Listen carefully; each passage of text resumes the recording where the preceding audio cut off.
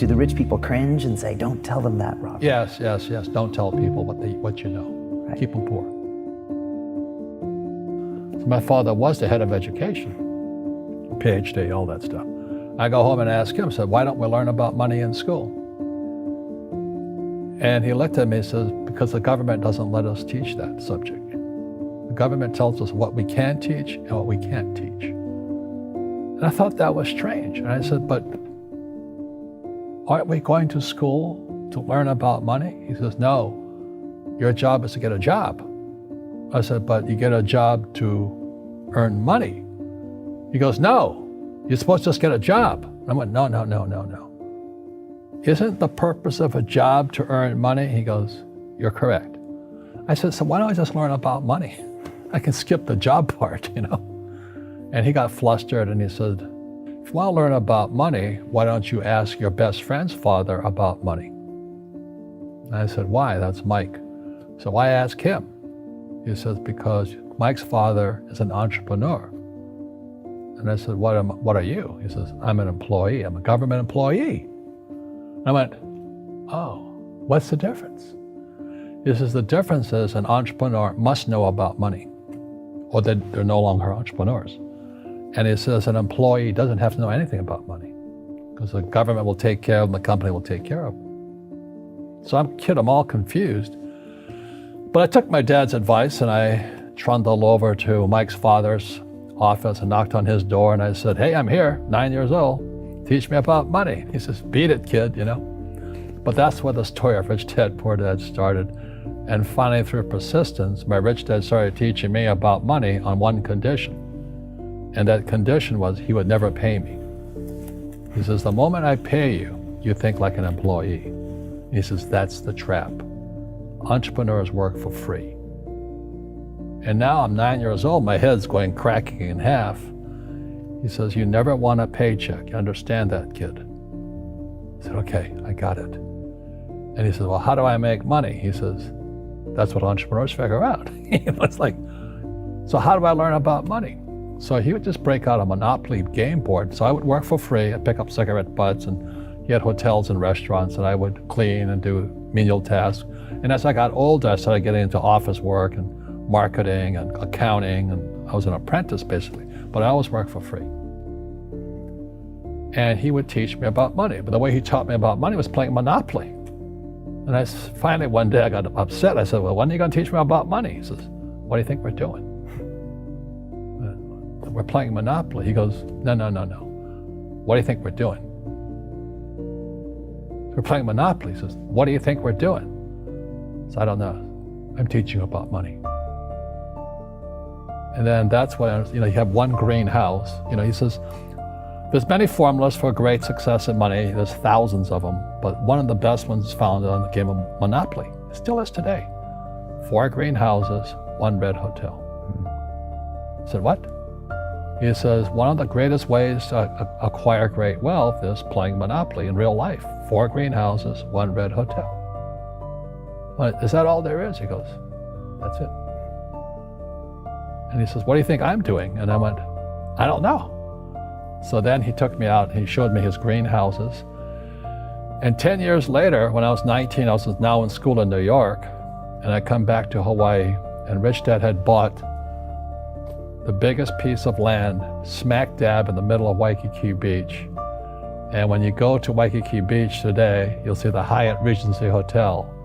That was his hotel. Just like the game of Monopoly. Just like the game of Monopoly. Acquired assets and they became bigger assets. He just kept what's called an assemblage, because that property wasn't that big at that time. So he had to buy out all the small guys.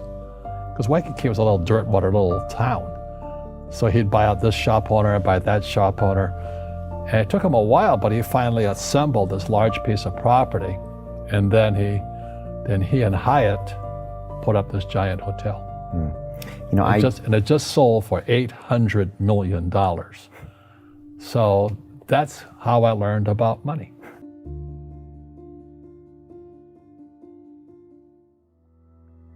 I've had financial crashes. I've had people stab me in the back, but they're all good because I grow from it. That's spirituality. Right. People who are afraid of making mistakes, like they teach in school, they don't ever grow. Because spirituality is there's good and there's bad, there's right and there's wrong, there's up and there's down. Most people only want to be right, they only want to be positive. Well, you can't have that. That's not reality. Well, I wasn't poor by most people's standards, but I came from a family with a poor attitude, if you know what I mean. Because rich, poor, middle class, poverty starts with a fundamental attitude. Poverty is passed on. It's taught in your families. And middle class is taught in families. And so the people right now who are sitting at home, who are struggling financially or worried about money or unhappy, they may be making a lot of money, but unhappy with what they're doing, it was probably taught to you. Your super ego was taught, get a job, work hard, or you'll never be rich, or the rich are evil, or whatever. The school system will never teach you about money. The school system was designed to teach you to be an employee, which is important, or a doctor or a lawyer, a specialist, but never about money.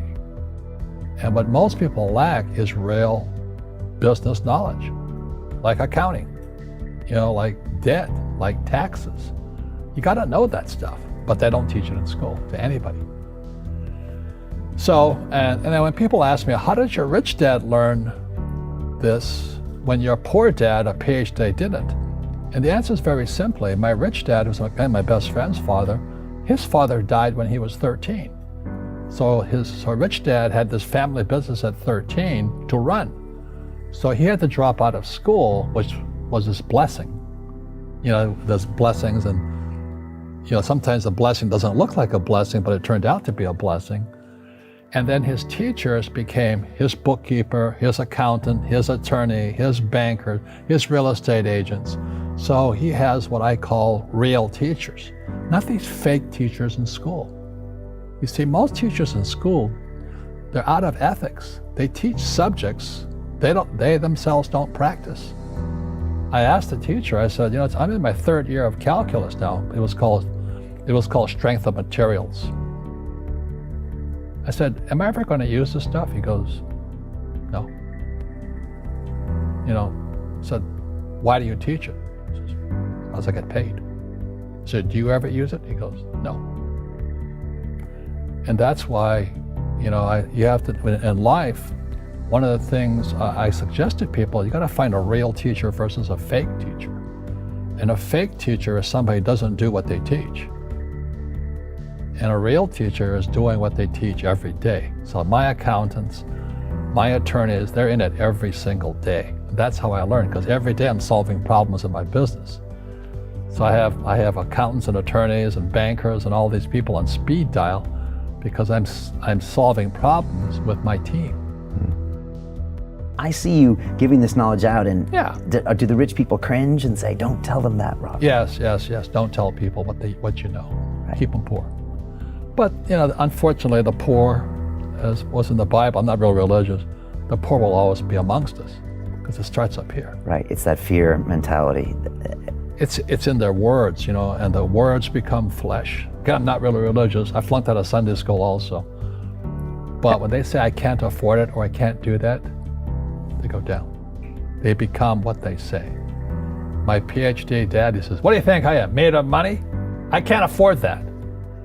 And my rich dad would say, that's why he's poor. Poor people say, I can't afford it, I can't do that, I don't have time. Because this is an escape. It's an escape, you know what I mean? It's easy to say, I can't afford it. And your rich dad used to say what instead of, I can't afford it? How can I afford it? How can I do that? What would it take, or why should I do that? He says that a question opens the mind, a statement closes the mind. See, when you say, I can't afford it, your mind shuts down, and you become what you say. Rugby is a team sport, but so is soccer. The rules are different. And other people are golfers. They play by themselves. And so everybody's different. So my game financially is business, number one. Second is real estate. So what I say to young people is, you find your game.